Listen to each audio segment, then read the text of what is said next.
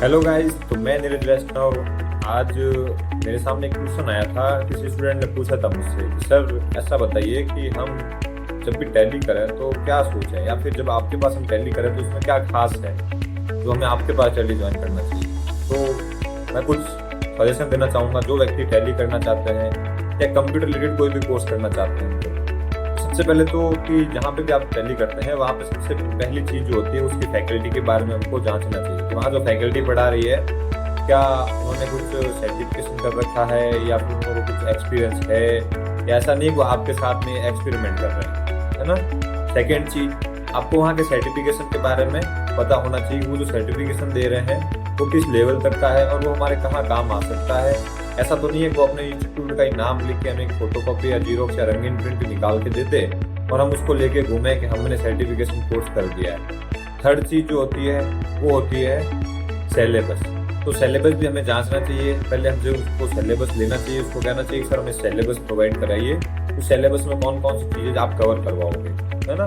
क्योंकि बोलने में कोई भी व्यक्ति बोल देता है कि मैं ये भी करवाऊंगा, जैसे कि एग्जांपल के लिए मैं जीएसटी एडवांस करवाऊंगा, टीडीएस कराऊंगा, ईवे बिल के बारे में, ई इनवॉइस के बारे में। लेकिन जरूरी नहीं है हर व्यक्ति करवाए, क्योंकि ये भी जरूरी नहीं है कि जो आपकी फैकल्टी पढ़ा रही है उसको भी आए। तो इसलिए आपको ये चीज भी जांचनी पड़ेगी कि आपको पहले कोई लिखित में उससे ले लो आप कौन कौन सा सिलेबस कवर करवाओगे। उसके बाद में उसको आप टिक करते रहो जब भी पढ़ते हो तो कि हाँ हमारा वाउचर्स कंप्लीट हो गया है, परचेज हो गया, सेल्स हो गया, रिसिप्ट हो गया, कॉन्ट्रैक्ट जनरल जो भी है। तो धीरे धीरे करके आपका पूरा सिलेबस भी कवर हो जाएगा और आपका सिलेबस कवर होने के साथ साथ में आपको भी कुछ गाइडेंस मिलेगी वर्क की, जो कि प्रैक्टिकल मिलती है। उसके साथ में सिर्फ टैली सीखने से आपको ये ना पर्टिकुलर ऑफिस ऑटोमेशन नहीं सीख जाते, उसके लिए आपको और कुछ कोर्सेज जैसे कि कुछ टूल्स पता होने चाहिए। जैसे एग्जांपल लेता हूं मैं, आपको एक्सेल के बारे में पता होना चाहिए।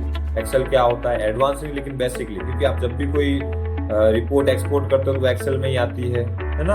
उसके साथ साथ आपको थोड़ा बहुत जीएसटी पोर्टल के बारे में पता होना चाहिए, आपकी टाइपिंग की स्किल्स अच्छी होनी चाहिए। तो ये सब चीजें भी हम साथ में सिखाते हैं जो हमारे कोचिंग द्वारा ही सिखाई जाती है। तो हमारी कोचिंग में विद सर्टिफिकेशन, है ना, जो सर्टिफिकेशन है वो RACFA से मिलता है। जो संस्थान आपको RACAT करवाती है RK से, वही संस्थान RACFA का टैली का भी सर्टिफिकेशन प्रदान करती है, वही सर्टिफिकेशन आपको मिलता है।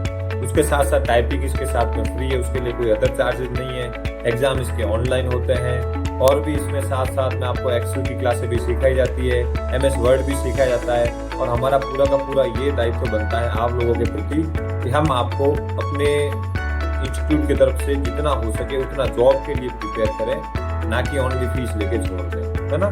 तो कहीं से भी आप करो टैली, लेकिन ये कुछ चीज़ों का ध्यान रखें। Thank you so much.